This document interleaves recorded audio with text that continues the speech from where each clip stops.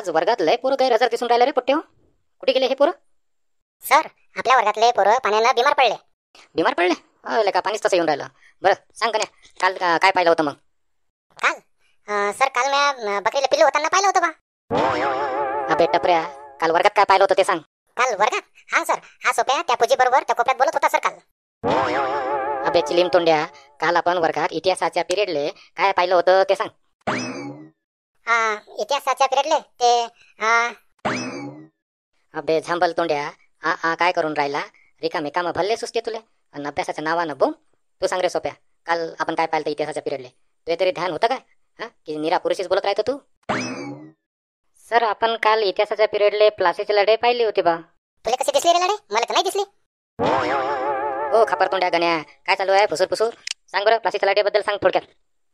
सायची ही कोणती प्लासीची लढाई आहे? सोप्याला दिसली आणि मला नाही दिसली. आता नाही सांगितलं तर सर कुताडते मला. काहीतरी सांगा लागेल आता या लढाईबद्दल. अबे शेंबड्या झांबल्या, सांग ना लवकर, प्लासीच्या लढाईबद्दल सांग काही. हा सर, प्लासीची लढाई आहे की नाही सर, शत्रूत झालती. सैनिक आहेत ना, एकमेकावर तुटून पडले होते.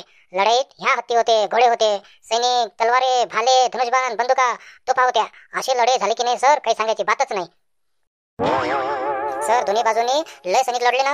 असे लढले की बस अशा तलवारी भाल्या खुपसत आणि असा रक्ताचा पूर आलता की निरा रक्ताचा सळा सांडला होता. आणि सैनिकांनी एकमेकाला असं मारले, इतके सैनिक मेले दोन्हीकडचे, लय म्हणजे लयच मेले. आणि घनघोर असं घनघोर की निरा बेकार युद्ध झालं सर ते. घोडे मेले, त्यात हत्ती मेले, सैनिक तर लयच मेलते. अशी झालती सर प्लासीची लढाई.